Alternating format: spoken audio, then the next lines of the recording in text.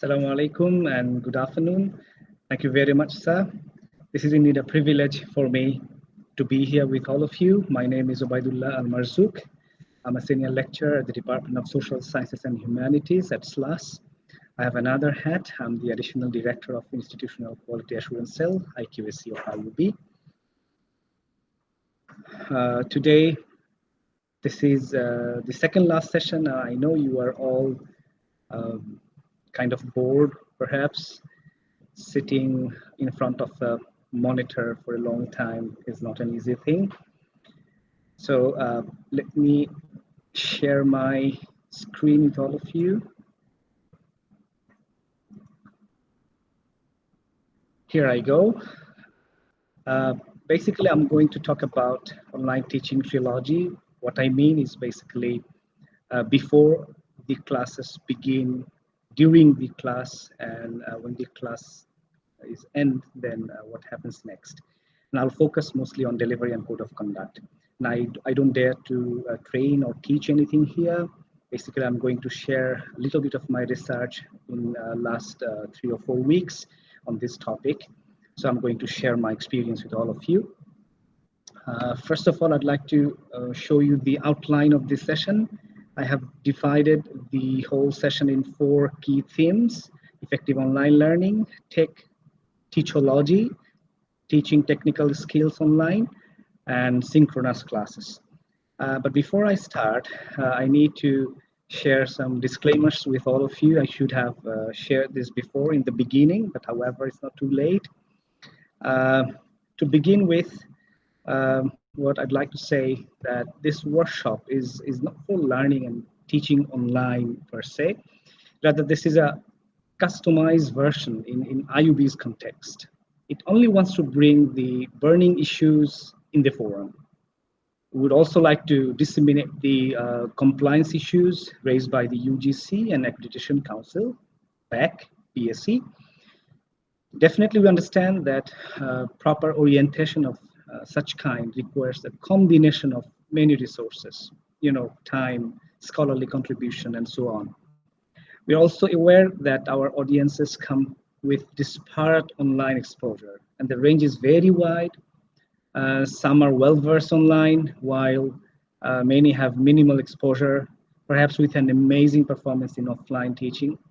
Many of you have years of experience, maybe more than my age. But however, this is a huge challenge in our part to offer something equally attractive to all. Therefore, our principal aim is to bring everyone to a level so that we can achieve at least our learning outcomes.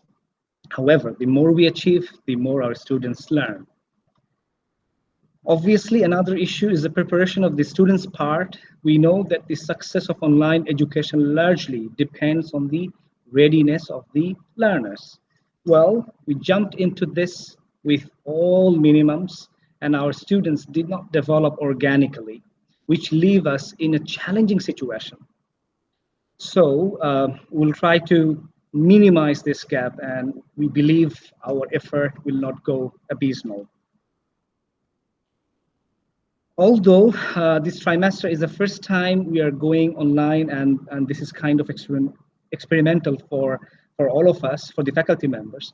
But the fact is, most of our students who enroll for many courses this trimester are not going to repeat.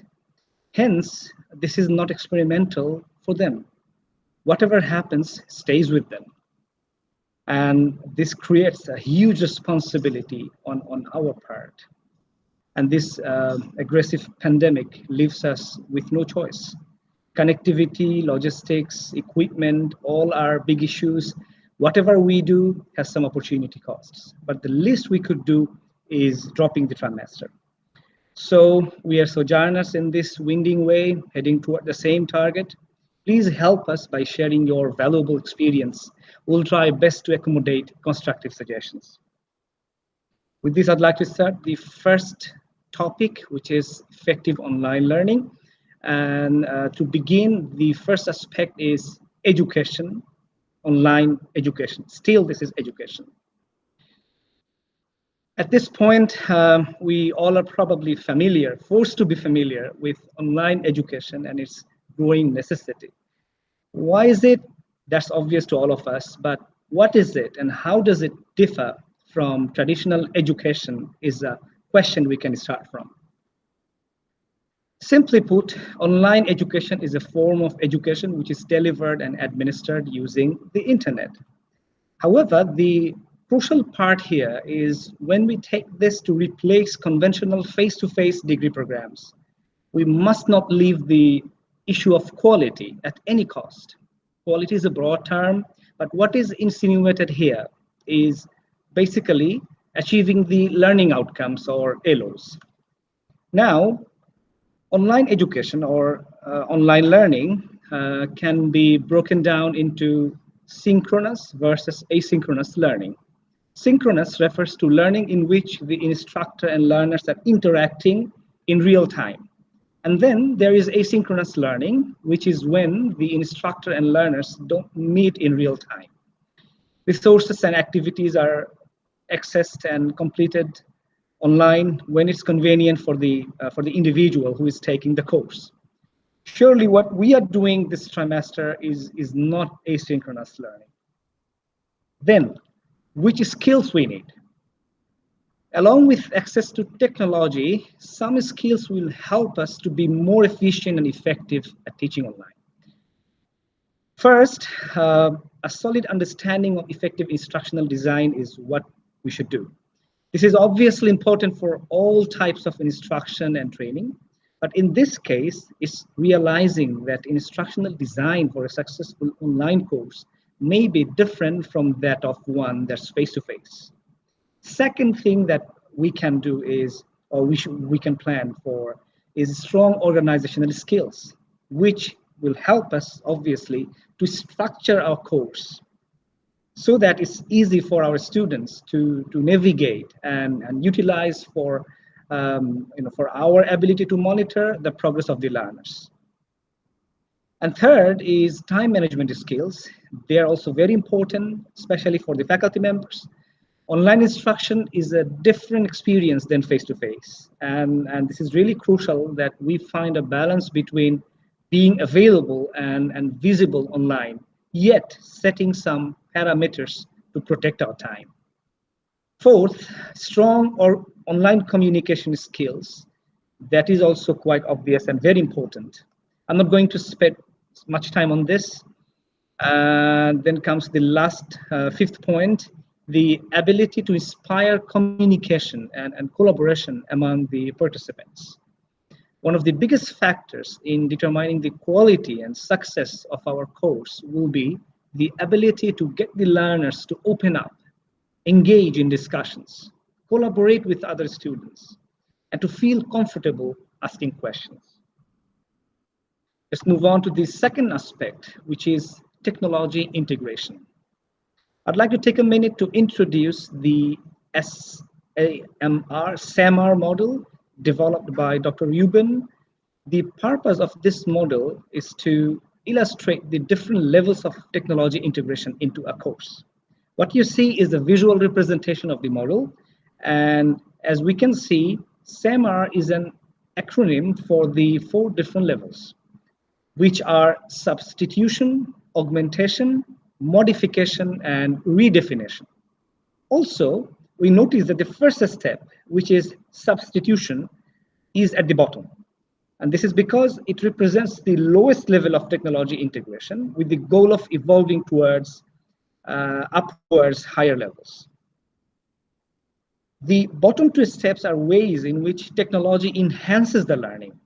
On the top 2 levels, they transform learning. Please Google SAMR for further clarification if you want to. Next comes the aspect of course design.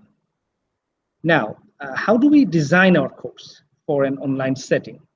The first thing to begin is to build rapport, which is the key. All of our, especially all of our faculty members, we are familiar with this, but considering a complete online phenomenon, this is not easy.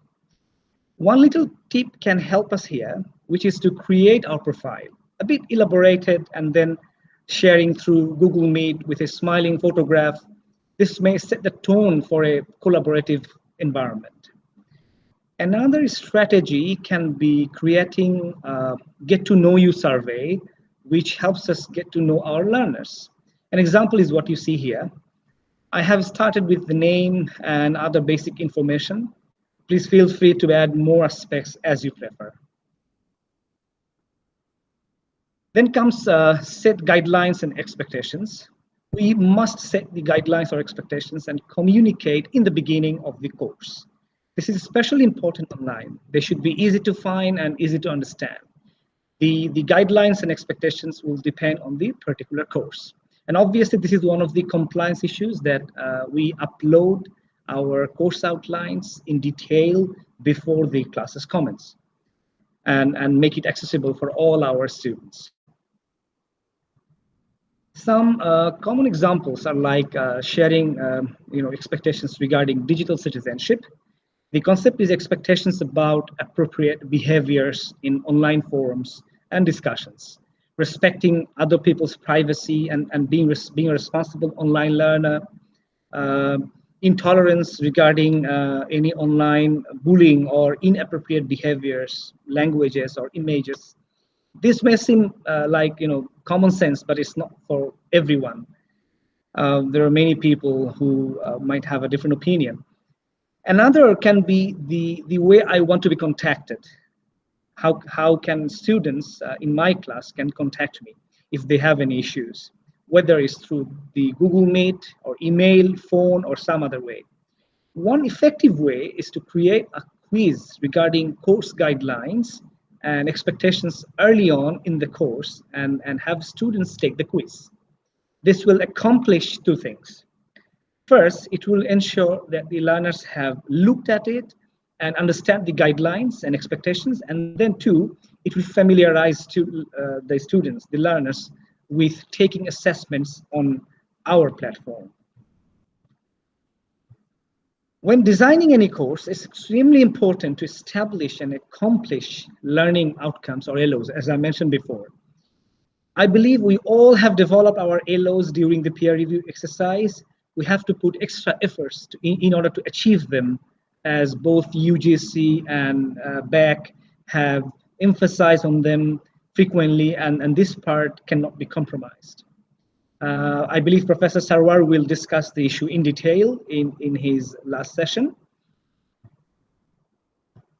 Another important thing is to ensure that both we and our students have a way to track their progress. The goal of training is to ensure that the learners within the class attain certain skills or knowledge. So it's essential to identify any gaps.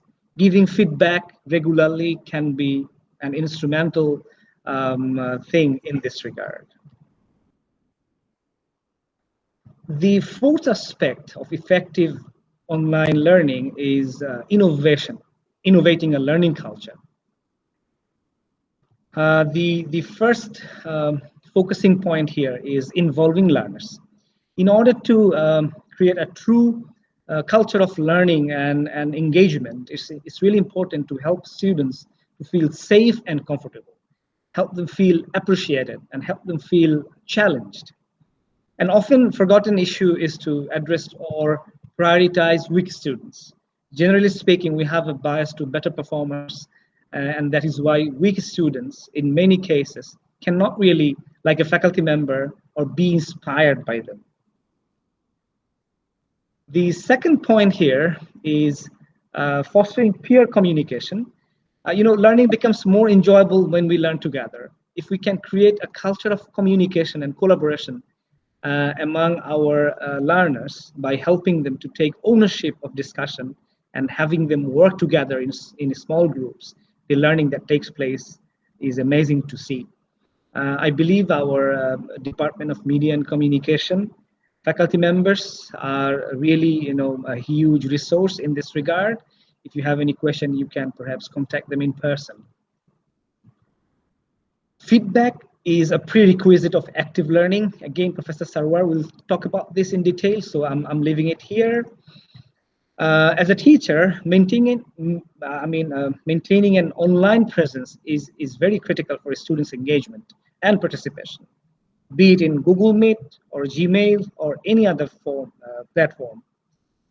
But it is better to fix the platform for our convenience, as I mentioned before.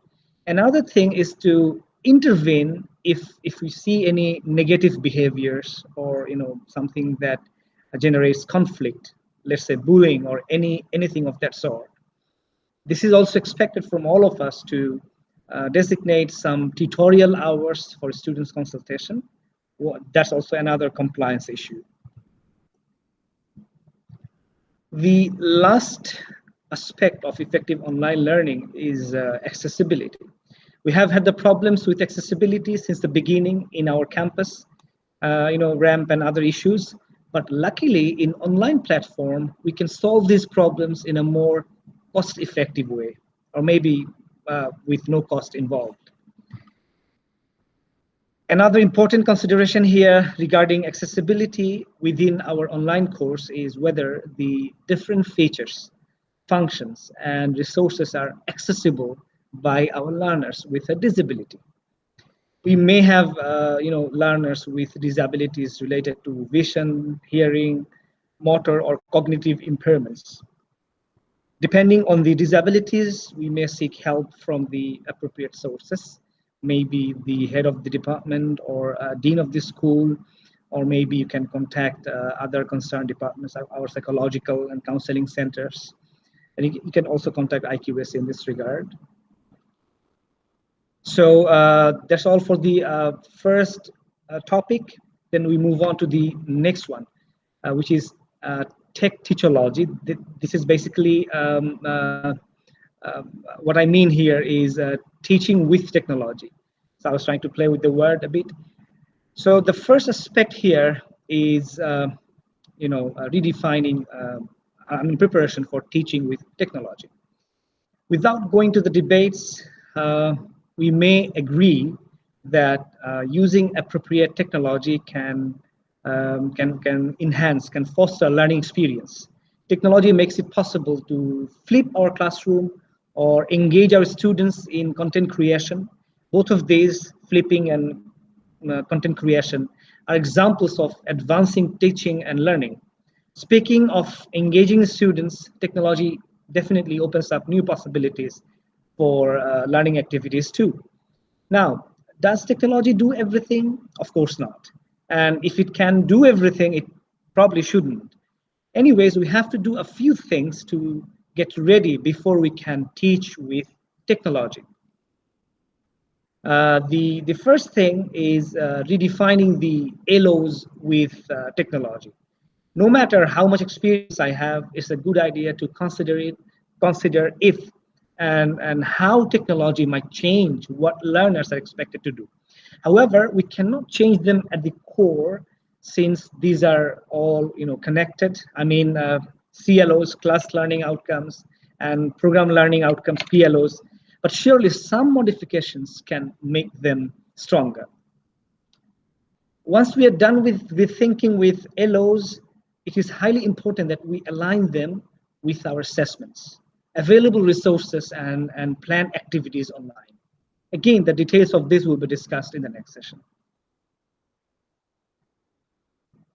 The second aspect is basically applying a different technique called UDL. As the name suggests, universal design means keeping everyone in mind when we design our class or we design something.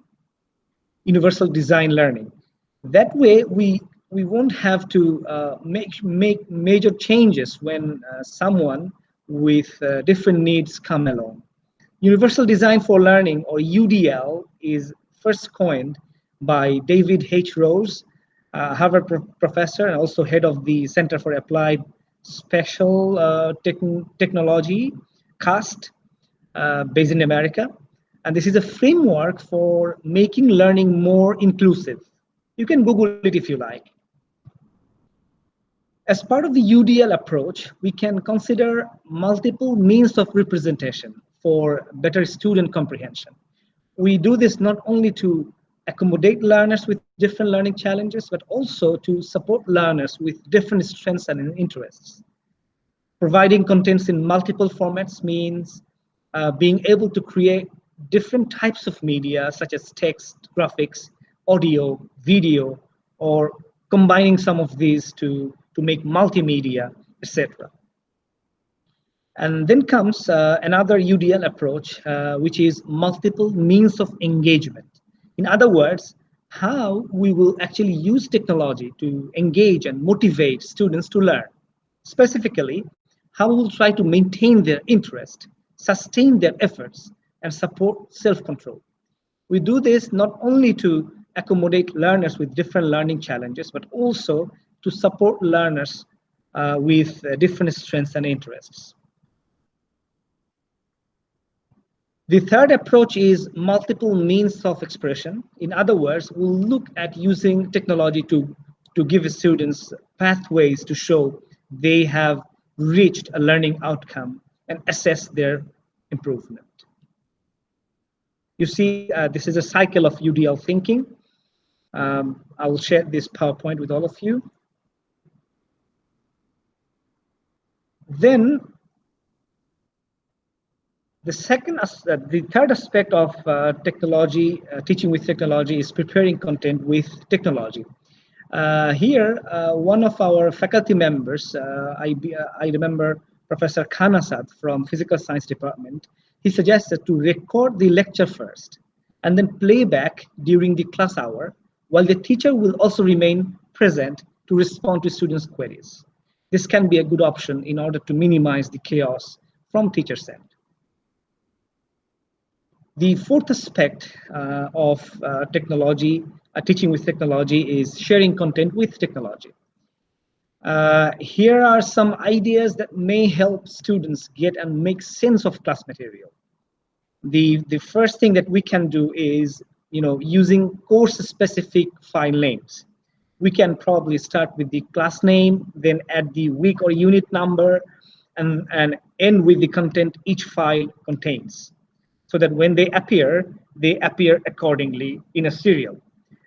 The second thing that we can do is, being consistent with the syllabus, so that our students do not get confused. Another approach can be, organizing course materials in an online environment. We can consider how materials appear in the student's end. For example, using 0102 format when there are 10 items or more, so that the list appears accordingly. Otherwise, what happens, 10 will appear just after 1 before 2. So that can create confusion in the student's part. This is just a silly example. Another approach can be alerting students when content is uploaded or updated. I believe Google Meet has an embedded feature, incorporated in the system. The last strategy can be considering cultural diversity. There are potential diversity issues. For example, students may have different understanding. They may differ in understanding or comprehension of the syllabus or an assignment. Then, our students mostly are, very young, and they are all techno-savvy. As the students navigate a post-Web 2.0 world, the expectations for them, really increase. Not only are they consumers of digital content, they also produce. Asking students to generate content for the class will definitely increase their proficiency in these areas, and also that will contribute in the teacher's end.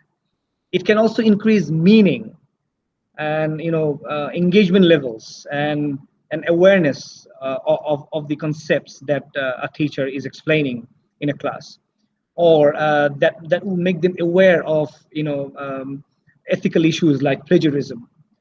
I'll leave the whole assessment part for the next session, and we'll move on to the third aspect of this discussion, which is teaching technical skills online. The first thing here we should consider is, before we start a course, specifically a technical course, we have to be empathetic, and we have to understand that not every student has necessary background, or they are highly interested in the subject matter. If we focus, on our cultural setting, this becomes more, vivid to all of us. Our students are often forced to pursue their parents' dream. The next aspect is, knowing our students' learning style, and that really helps us to both create better learning content that students can relate to, and also enables us to match our teaching to the students' learning styles by explaining and presenting content in different, different ways, referring back to UDL. Equally as important is that we as teachers know our own dominant learning style. Knowing our own dominant learning style will make us more aware and more inclusive of other styles. So how do we get to know our students' learning style? One simple way is simply to ask them how do they learn. This allows differentiating between the auditory learners, kinesthetic learners, and visual learners. There are other categories involved here as well. Another way is to administer some sort of questionnaire based around learning styles. Connecting with other faculty members of IUB or even other universities around may enhance our collective performance. We often get the solution of a major problem just by asking to our colleagues sitting in the next block. Our faculty members are our social capital, so why not we exploit that here? The fourth issue is synchronous class, and the first aspect here is the preparation of the class. From the technical session, we have perceived how important it is to ensure uninterrupted connectivity at teacher's end. Laptops, desktops with UPS, smartphones, tabs, all are our logistic options. But we have to make sure that we are online at any cost. This is difficult for many. I know that's difficult for me too. But this is one of the compliance issues. We must not deviate from this standard.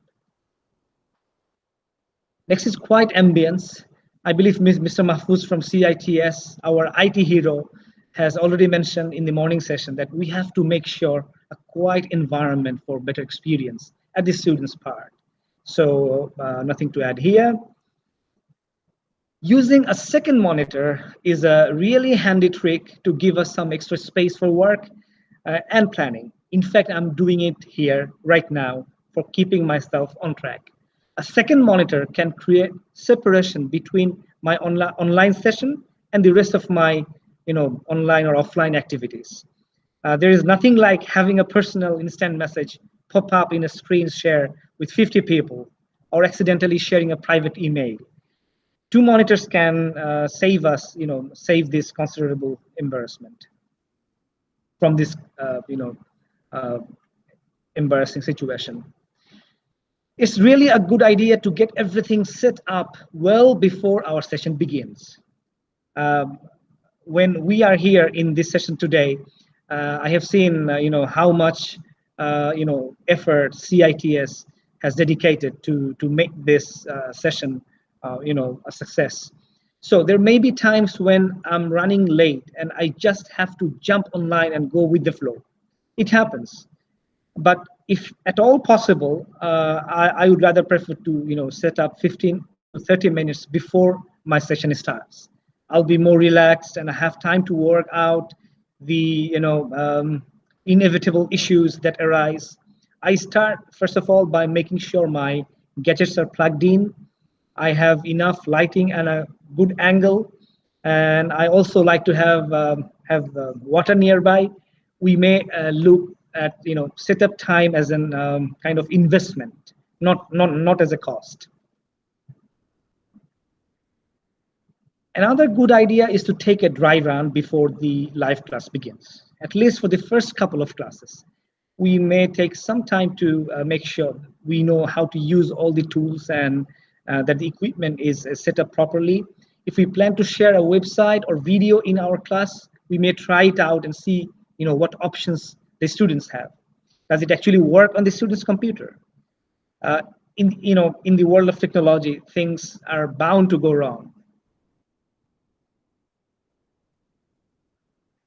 The second aspect here is, flipped virtual session. But the question is, what exactly is a flipped classroom thingy? Well, here the homework is the lesson for the next class. With the flipped model, students view the lesson before coming to class, and everything in class moves up a step. And then comes, the actual session. Uh, Sad but true is, 7 to 10 minutes is the longest most listeners can pay attention, and that is only if the presenter is entertaining and the audience is actually interested in the topic.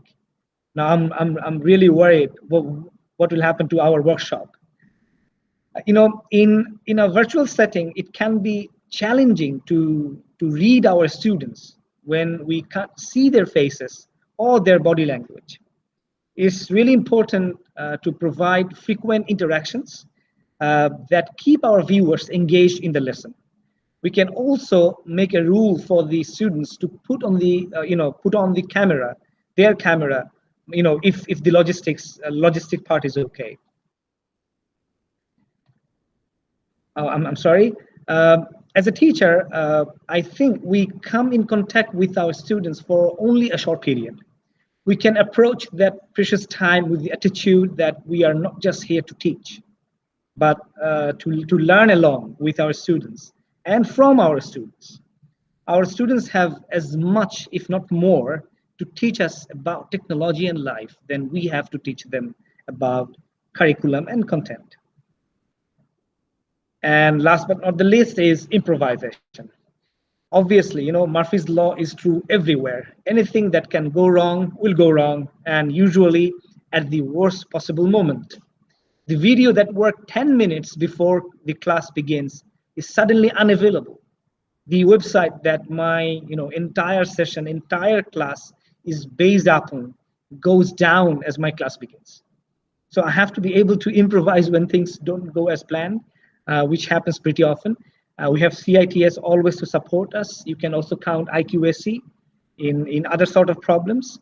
But above all, it is better to have a plan B, as it happened with us two here.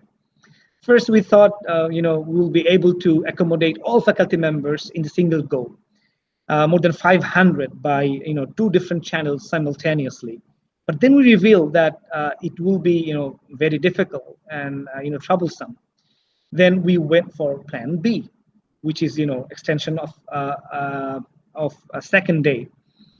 So we had a plan B, prepared in our part. So this plan B can always help us, to smoothly run our session. So that's all so far in this section for from me. I believe there are Q&A session afterwards. I'd like to extend my gratitude once again for bearing with me this long. Thank you very much.